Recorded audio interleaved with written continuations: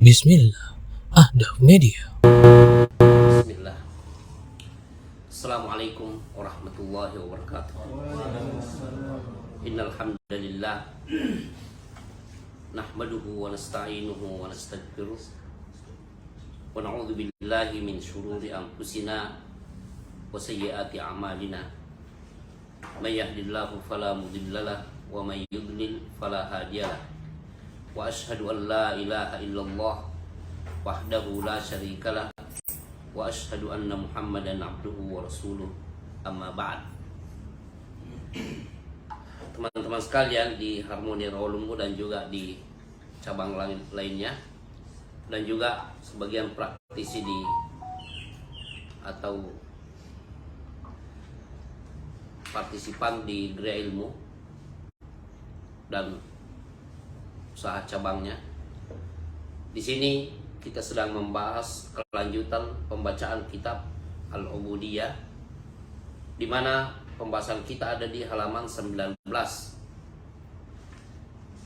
Kelanjutan dari pekan lalu itu dikatakan di sini apapun yang dia kehendaki pasti terjadi. Ini masalah hakikat penghambaan diri kepada Allah, di mana sebelumnya kita baca di sini bahwa di antara makhluk ini ada yang tidak beriman, ada juga yang beriman. Tetapi pada hakikatnya yang beriman dan tidak beriman sama-sama memiliki nilai ubudiyah, dalam arti penghambaan diri kepada Allah itu tetap berlaku walaupun tidak diakui. Contohnya orang-orang yang tidak beriman, tetap penghambaan itu berlaku karena ada kehendak Allah Subhanahu wa taala yang tidak bisa mereka elakkan. Makanya di sini disebutkan apapun yang Allah kehendaki pasti terjadi walaupun mereka tidak menghendakinya. Contoh yang paling nyata dalam kehidupan kita, apakah semua kehendak makhluk bisa tercapai? Dan apakah segala kejadian yang mereka tidak diinginkan mampu mereka tangkis? Tidak. Terjadinya musibah di berbagai tempat dan berbagai macam bentuk musibah itu begitu terjadi atas kehendak Allah dan tidak dikehendaki oleh makhluk siapapun, baik yang mukmin maupun yang tidak mukmin. Yang beriman ataupun tidak beriman tetap harus tunduk dengan apa yang Allah putuskan dan apa yang Allah kehendaki, dengan segala risiko. Nah, ini baik secara massal maupun secara pribadi begitu. Tetap harus tunduk dengan kehendak dan ketetapan Allah. Sering kita mengeluh dengan musim kemarau. Kok panjang sekali ya, gerah, berdebu, rumput-rumput sudah mulai mengering, sapi juga serba salah mau dibawa kemana, hewan-hewan mau dibawa kemana, ini kering semua. Terpaksa harus pergi ke tempat jauh memotong rumput untuk dibawa dalam bentuk karungan untuk dimakan oleh hewan.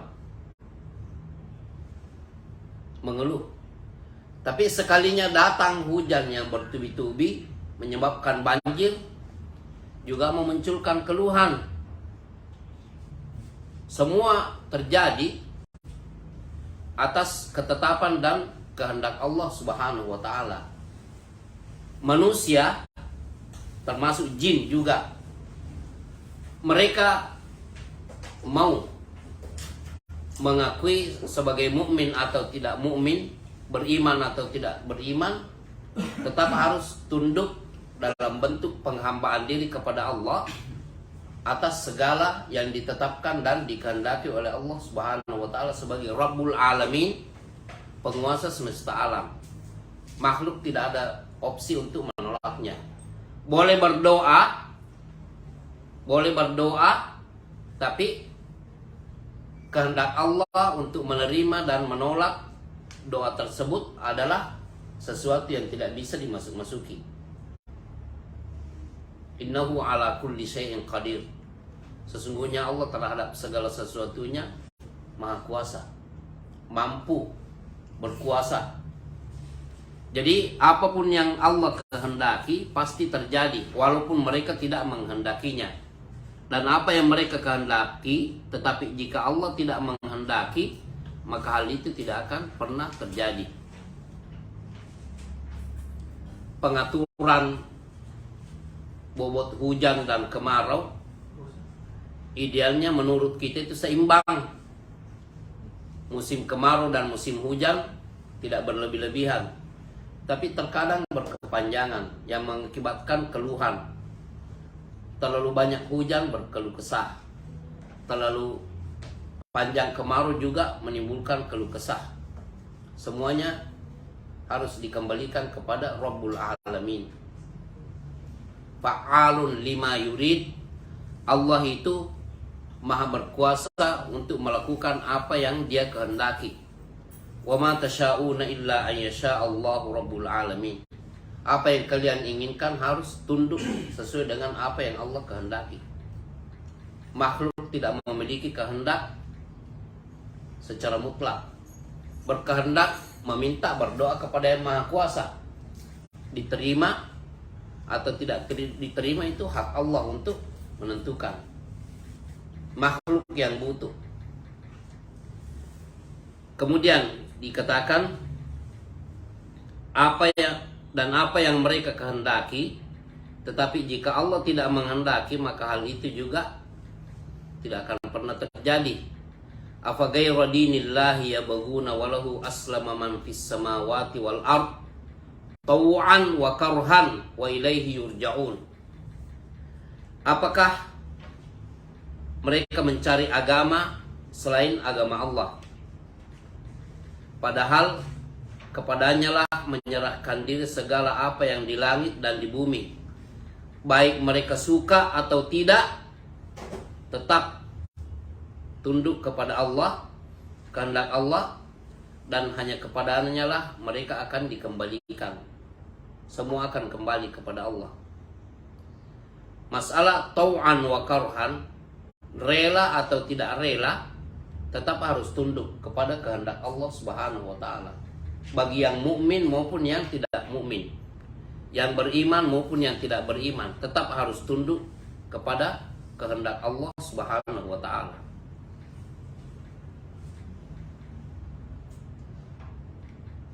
Opsi terbaik bagi setiap mukmin itu adalah mengikuti perintah Allah dan menjauhi larangannya. Karena kalau ada yang mengatakan begini, kita ingin hidup bebas. Apa arti hidup bebas? Ada yang mampu apakah ada manusia yang mampu mengurai dengan jelas apa yang dimaksud dengan bebas dalam kehidupan ini? Sebenarnya kalau mencari kebebasan itu tidak ada sebenarnya. Kalau merdeka, bebas dalam arti merdeka dari penjajah, iya. Tapi yang namanya kebebasan hidup itu tidak ada. Contohnya, ada orang ingin bebas, tapi yang dia maksud bebas itu adalah bebas tidak mau diikat oleh perintah dan larangan syariat. Karena dianggapnya itu adalah halangan untuk berbuat. Yang ini haram, yang itu wajib. Dia tidak rela dengan bahasa ini. Tapi kalau mau dikatakan, coba Anda lepaskan diri, murtad dari aturan ini, syariat ini, apakah dia bebas berbuat? Tidak.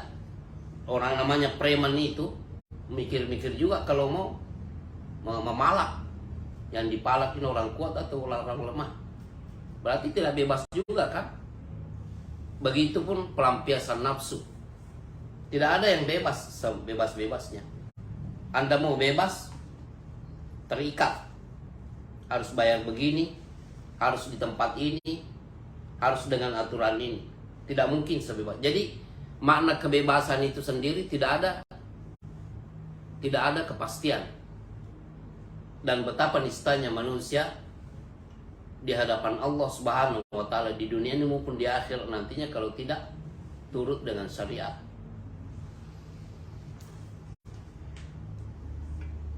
Sampai orang yang merasa diri tidak mau diikat dengan syariat pun tidak mampu melampiaskan keinginan bebasnya itu semau-maunya. Sebut saja, kalau ada seorang laki-laki, sebut saja ya, kalau ada seorang laki-laki yang mengatakan saya mau membebaskan diri dari aturan Allah Subhanahu wa taala karena saya merasa tidak bebas dengan itu. Terus apa yang Anda mau lakukan? Saya tidak mau sholat, tidak mau puasa, tidak mau zakat juga. Tidak ada yang namanya haji dan umrah. Terus Anda mau apa? Ya saya mau bebas.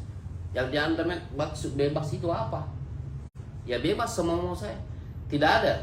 Contohnya, kalau mau bebas, apakah Anda setiap hari mau tidur di dalam kamar, kemudian semua manusia akan membawakan uang kepada Anda? Bisa terjadi atau tidak? Tidak mungkin. Tidak mungkin. Ingin melampiaskan hawa nafsu, Anda terikat. Kalau semua wanita yang Anda inginkan, Anda mau tangkap, tidak mungkin. Anda yang bakal dipenjarakan. Berarti Anda juga tidak bebas kan? Nah, inilah maksud apa ghairu dinillahi yabghun. Apakah mereka yang mencari agama, aturan selain aturan Allah? Kita ini bakal dikembalikan kepada Allah. Betapa nistanya hidup bebas, tidak mau mengikat diri dengan aturan Allah Subhanahu wa taala yang mencakup kemaslahatan kita sendiri dan sesama makhluk.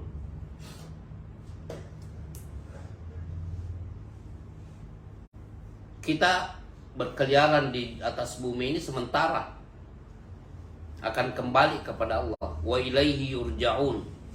Kepada Allah mereka akan dikembalikan. Kita akan dibatasi di sini. Ada batasan ajal. Setelah kita meninggal, perekonomian tetap berlanjut. Orang lain tetap dengan aktivitas dan keahlian mereka tetap lanjut. Tapi kita sendiri akan berhadapan dengan hisab di alam kubur, di alam barzakh. Bagaimana berbuat selama hidup ini. Dan ini mengarah kepada dua hal. Kalau bukan siksa kubur, berarti nikmat kubur. Kalau bukan nikmat kubur, berarti siksaan kubur. Hanya itu opsinya. Tidak ada pelarian lain. Semewah apa kuburannya, tetap saja begitu. Atau dimanapun dia dikuburkan. Kalau mengatakan, kuburkan saya di Mekah dekat Ka'bah. Kalau memang amalan Anda selama hidup hanya begitu, itu hanya itu yang Anda dapatkan. Kalau Anda sempat berbuat buruk kepada sesama makhluk, tetap saja dituntut. Jika Anda terpaut dengan utang dari sesama manusia, tetap menjadi siksaan kubur dimanapun Anda dikuburkan. Dan semewah apa Anda punya kuburan dan batu nisan ataupun pusara, mau terbuat dari keramik, mau terbuat dari jenis apapun, semewah apapun nilainya, tetap Anda sendiri yang orang hidup bisa saja mau indah-indahkan apa yang di atas, sampai pagar besi dibikin. Pagar kuburan sudah kuat begitu, ada lagi pagar besi untuk pusara dia. Setiap yang datang melemparkan kembang. Apa artinya ini? Coba ya, kita sendiri meninggal, manusia tetap beraktivitas. Kita sendiri yang datang ke sana, bertanggung jawab. Artinya kebebasan kita, kesempatan kita selama hidup di dunia ini itu, jangan ada tuntutan dan bisikan setan, kamu harus bebas, kamu harus bebas. Kita ini terikat. Bekerja di suatu kelembagaan atau di suatu perusahaan itu ada ikatannya. Tidak bisa Anda mengatakan saya mau datang sebebas saya, tidak bisa. Anda harus diikat dengan ikatan, akad. Begitupun dengan syariat. Kalau mau bahagia di sana ya sudah, berbaik-baik dari sekarang. Kelalaian yang terjadi itu harus dihapus dengan giat. Kecurangan harus dibalik menjadi kejujuran. pengkhianatan harus dibalik menjadi sifat amanat dan jujur. Begitu. Kemudian penulis mengatakan dialah yang maha suci. Apa arti maha suci? Kita sudah jelaskan pada pembahasan sebelumnya. Kalau orang mengatakan subhanallah, maha suci Allah, itu mengandung arti yang sangat luas. Pertama, bahwa Allah pada nama-nama dan sifat-sifat Allah itu tidak ada sesuatu yang bernilai kurang atau jelek. Makanya disebut al-asma'ul husna was-sifatul husna. Nama-nama Allah yang sangat indah dan juga sifat-sifat Allah yang sangat indah. Artinya Allah tidak tersentuh dengan sifat-sifat yang memiliki nilai kurang dan celaan. Contohnya apa? Orang kalau sedikit-sedikit tidur, mengantuk, baik atau tidak? Coba, di rumah sudah tidur. Di masjid ketika khutbah Jumat juga ngorok juga. Dia bertemu dengan teman, begini juga. Padahal di depannya ada kopi. Kopi hitam lagi. Tapi Allah la ta'khudhuhu sinatun wala naum. Tidak terjangkau dan tidak tersentuh oleh perasaan mengantuk dan tidur. Lihat. Al-Hayyu Al-Qayyum. Maha hidup, tidak tersentuh oleh kematian, ajal. Al-Qayyum yang senantiasa setiap saat mengatur dan mengawasi semua makhluknya. Apapun makhluk itu. Di langit dan di bumi. Lahu ma fis samawati wa ma fil ardh. Milik dia apa yang di semua lapisan langit dan semua lapisan bumi. Nah, ini kesempurnaan maha suci. Bisa juga maha suci dalam arti tidak ada yang menandingi. Kalau di atas bumi ini ada sejumlah raja dan penguasa, maka itu bersifat semu. Semu dalam arti memang dia berkuasa sebagai raja atau sebagai penguasa. Tetapi kekuasaan ini sendiri memiliki batasan, di mana kekuasaannya itu hanya berada pada batasan kerajaan dia. Tapi di luar kerajaan dia tidak punya apa-apa. Dia sama dengan rakyat jelata. Berkunjung ke negeri orang ya biasa-biasa saja. Orang kan merasa biasa karena itu bukan raja dia atau bukan penguasa dia. Mungkin disegani, wah ini tamu nih. Tapi sebagai penguasa tidak, karena ini bukan areal dia. Dia tidak bisa banyak bicara di sini. Begitupun yang lain-lainnya. Semu. Dia juga terbatas. Arti semuanya terbatas. Coba, ada nggak ini raja yang bisa berkuasa atau ratu yang berkuasa sampai 100 tahun?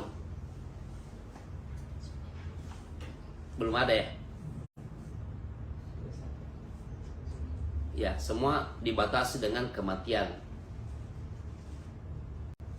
Ada yang namanya ajal. Kullu nafsin dha'iqatul maut.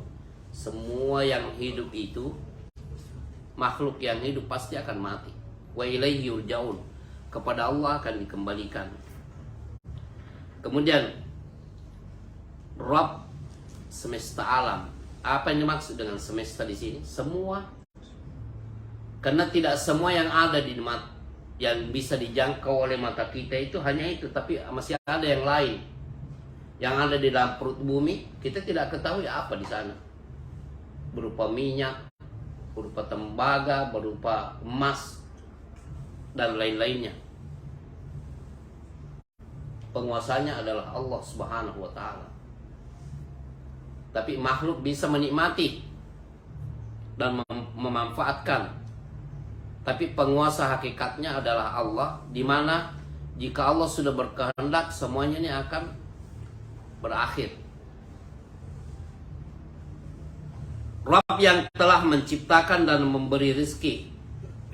Ya, penciptanya maha mengetahui tentang apa yang diciptakan.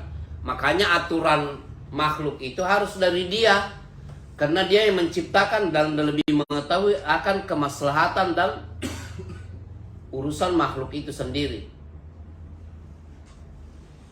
Artinya jika Allah menetapkan suatu aturan terhadap makhluk yang Dia ciptakan, termasuk manusia, lalu manusia diwajibkan dengan sekian kewajiban: sholat 5 waktu, mengeluarkan zakat untuk harta yang sudah wajib zakat, begitu juga berpuasa pada bulan Ramadan, menunaikan ibadah haji dan umrah, dan kewajiban-kewajiban yang lainnya itu dibebankan atas kemaslahatan yang diketahui oleh penciptanya, dan pencipta itu sendiri yang membuat aturan kewajiban tersebut, bukan asal buatan makhluk itu sendiri, tapi berdasarkan aturan sang pencipta yang mewajibkan sholat. Begitu juga ketika Allah mewajibkan wanita menutup aurat terhadap laki-laki yang bukan mahramnya, kemaslahatan apa di sini? Coba saya tanya nih semua nih, berapa orang nih? 5 orang nih. Coba apa ini? Mengapa wanita muslimah harus menutup aurat? Ada apa di sini? Coba. Siapa sih yang jawab? Kemaslahatan apa yang ada di sini? Ya. Gimana? Ada yang jawab? Mengapa wanita muslimah mesti menutup auratnya?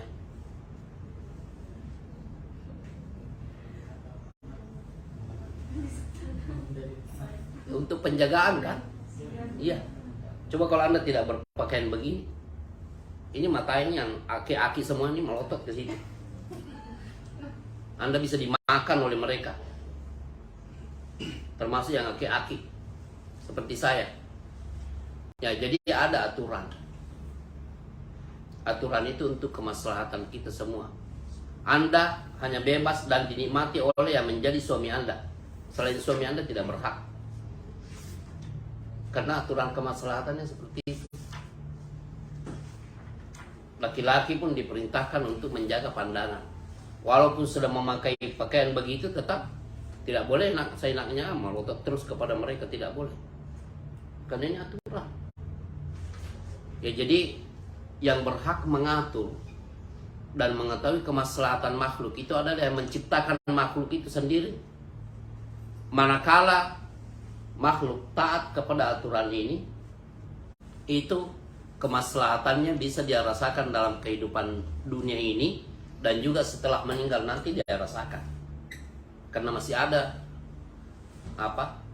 tempat kembali yang kekal, yang istilahnya lebih baik di sana daripada di sini. Ya, Rabb yang telah menciptakan dan memberi mereka rizki. Lihat, memberi rizki, yang mengatur. Innallaha yabsutur rizqa liman yasha'u wa yaqdir. Allah membentangkan rizki kepada siapa yang Allah kehendaki dan juga kepada siapa yang Allah inginkan untuk. Di halaman 19 ya pembahasan ini. Jangan dibolak-balik, halaman 19.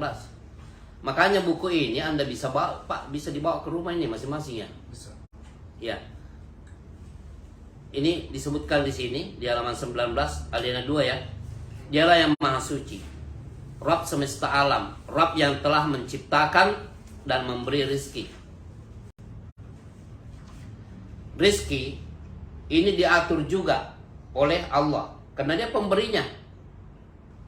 Kita saja makhluk, kalau punya kelebihan, kan kita bisa ngatur. Coba saya mau ngasih ini sekian, saya mau kasih ini sekian saja. Ya semau-mau yang punya kan. Apalagi yang maha kuasa dan pencipta dan pengatur, penghidup dan pemati. Dia lebih berkuasa. Innallaha yabsutur rizqa liman yasha'u wa yaqdir. Sesungguhnya Allah membentangkan rezeki kepada siapa yang Allah kehendaki dan kepada siapa, dan Allah mengurangi kepada siapa yang Allah ingin kurangi. Allah yang mengatur. Tidak mungkin semua makhluk di dunia ini menjadi orang kaya, tidak. Harus ada yang berstatus kaya dan harus ada yang berstatus miskin atau fakir.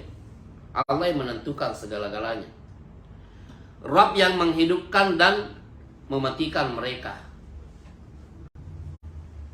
Allah yang menghidupkan, menciptakan kita sebagai makhluk hidup, tetapi Allah membatasi berapa lama keberadaan kita di atas permukaan bumi ini. Dengan catatan, kullu nafsin dha'iqatul maut. Semua yang hidup pasti akan mati. Qul yatawaffakum malakul mautil ladzi wukkila bikum tsumma ila rabbikum turja'un. Katakan, Allah yang mengutus kepada kalian malaikat untuk mewafatkan kalian, lalu kalian dikembalikan kepadanya, kepada Allah. Ketentuan.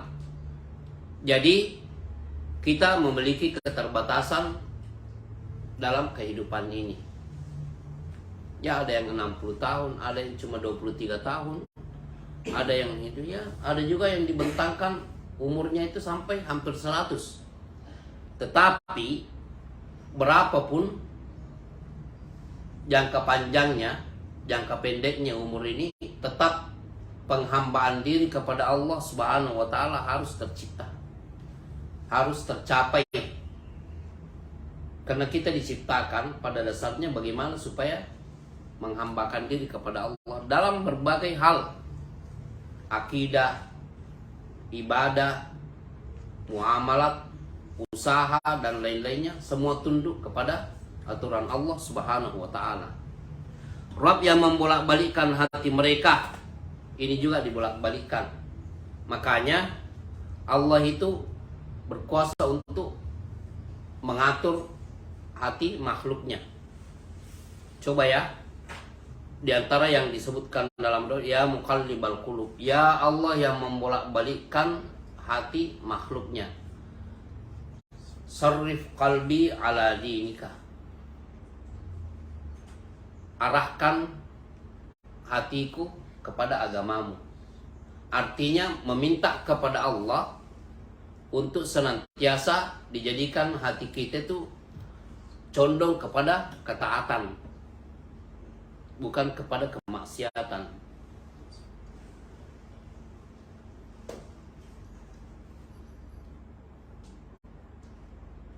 Rabb yang mengatur seluruh perkara mereka. Lihat ya, semua medan kita itu ada aturannya. Hubungan antar kita. Coba ya, yang melahirkan kita memiliki kedekatan tertentu dan wajib kita berbuat baik kepadanya. Ayah dan ibu. Kemudian famili. Kerabat, silaturahim namanya. Tetangga. Masyarakat yang muslim dan non muslim, semua ada aturannya. Begitu juga dalam hal ibadah. Tidak boleh beribadah kecuali dengan aturan Allah dan utusan Allah yang mengatur seluruh perkara mereka. Kita mencari nafkah harus halal. Membelanjakan nafkah yang kita dapatkan juga harus halal sesuai dengan aturan. Tidak ada Rabb yang bagi mereka, tidak ada Rabb bagi mereka selainnya. Ini harus diyakini. Yang mengatur kita itu hanya Allah. Tidak ada jin pengatur ya. Tidak ada makhluk-makhluk pengatur, penjaga ini, penjaga itu, tidak. Harus diyakini bahwa semua harus tunduk kepada aturan Allah Subhanahu wa taala. Coba ya, saking aturan batasan kehidupan ini juga. Anak kemarin sedang berada di sana itu, saya melihat berita di Bekasi ada tabrak apa yang menghalau banyak ini ya, banyak anak-anak SD ya. Kita itu semua tidak pernah kita ini di luar dugaan. Tentu orang tua mereka tidak pernah membayangkan kalau hari ini kejadian seperti ini. Tapi harus ditelan kejadian seperti itu. Karena semua kejadian atas kehendak Allah Subhanahu wa taala. Tidak ada raja bagi mereka selainnya. Malikin nas. Allah itulah yang raja manusia. Kalau ada raja di antara manusia itu seperti yang Anda sebutkan tadi, itu kerajaan semu namanya. Kekuasaan semu. Karena rajanya juga harus mati juga kan. Makanya sebelum mati harus menetapkan apa? Apa namanya penggantinya? putra mahkota atau putri mahkota. Sudah disiapkan siapa yang akan naik kalau ini tiba-tiba meninggal. Itu hakikat kerajaan di dunia, tapi di sisi Allah, bagi Allah adalah kekal. Malikin Nas, raja manusia, atau Malikin Nas, pemilik manusia. Malik Yaumiddin juga yang menguasai hari kiamat nantinya. Ya. Tidak ada Rabb bagi mereka selainnya. Tidak ada raja bagi mereka selainnya. Ya, hakikat raja itu ada pada Allah. Karena Allah itu tidak mati. Al-Hayyu, Maha Hidup. Ya. Selanjutnya, tidak ada yang menciptakan mereka selain Dia semata. Sama saja, entah mereka mengakuinya ataupun mengingkarinya. Ya, kita katakan tadi yang mukmin dan yang mukmin harus mengakui kan. Fir'aun pada dasarnya kan ingkar. Tapi apakah Fir'aun memiliki kerajaan dan kehendak yang mutlak? Buktinya tenggelam juga kan? Iya. Mati juga Fir'aun. Begitupun raja-raja yang lainnya. Yang taat. Nabi Sulaiman. Nabi dan penguasa. Zulkarnain juga begitu. Orang-orang saleh pun begitu. Semua memiliki keterbatasan. Qarun yang disebut dengan kekayaannya yang melimpah itu pun memiliki keterbatasan. Nah, apakah mereka mengetahui atau tidak mengetahuinya? Ini kan terkadang orang lepas dari hal ini. Dia hidup sebagai muslim setiap hari tapi merasa diri tidak perlu mengetahui hal-hal yang seperti ini. Lepas dia. Tapi tetap terikat. Kalau dia mendapatkan kecelakaan, dia tidak menyangka saya kecelakaan hari ini. Memang bukan Anda pengatur alam ini. Naik pesawat tiba-tiba jatuh ke darat ataupun ke laut. Tidak pernah ada yang menyangka. Kalau mereka tahu sebelumnya, enggak, saya tidak mau beli tiket pesawat itu. Tapi karena mereka tidak tahu, tetap saja naik kereta, ternyata tabrakan keretanya, banyak meninggal. Kalau mereka, andaikan mereka tahu bakal terjadi seperti ini, mereka tidak. Begitu juga kejadiannya beberapa hari yang lalu kan, truk lepas menabrak ini, ada yang jatuh begini. Artinya andaikan orang tua mereka sudah tahu lebih duluan tentang apa yang akan terjadi hari itu, jangan sekolah ini bakal terjadi ini. Ya, tapi karena itu semua gaib bagi mereka, hanya Allah yang mengetahui apa yang terjadi dan bakal apa yang terjadi dan apa yang telah terjadi. Itu hanya diketahui oleh Allah yang Maha Kuasa. Akan tetapi orang yang beriman di antara mereka mengetahui hal tersebut dan mengakuinya. Mengaku kalau Allah Maha Kuasa. Berbeda dengan orang yang tidak mengetahuinya atau orang yang keras kepala menantangnya karena kesombongannya kepada Allah atau tidak mau mengakui dan tidak mau tunduk kepada Allah walaupun sebenarnya dia mengetahuinya bahwa Allah Subhanahu wa taala adalah Rabb dan penciptanya. Ya, kita memohon perlindungan kepada Allah dari sikap-sikap takabur yang tidak mau diatur oleh Allah Subhanahu wa taala. Karena Nabi sallallahu alaihi wasallam bersabda, la yadkhulul jannata man kana fi qalbihi mithqalu dzarratin min kibr. Tidak akan masuk ke dalam surga orang yang ada di dalam hatinya itu seberat zarrah sedikit kesombongan. Lalu Nabi sallallahu alaihi wasallam menjelaskan al-kibru batarul haqqi wa ghamtun nas. Yang dimaksud kesombongan, keangkuhan itu adalah menolak kebenaran dan menganggap remeh sesama manusia. Ya, ini pembahasan kita hari ini. Alinea berikutnya kita akan bahas pada sesi berikutnya insya Allah. Ada pertanyaan? Tidak ada ya? Subhanakallahumma bihamdika asyhadu an la ilaha illa anta Astagfirullah.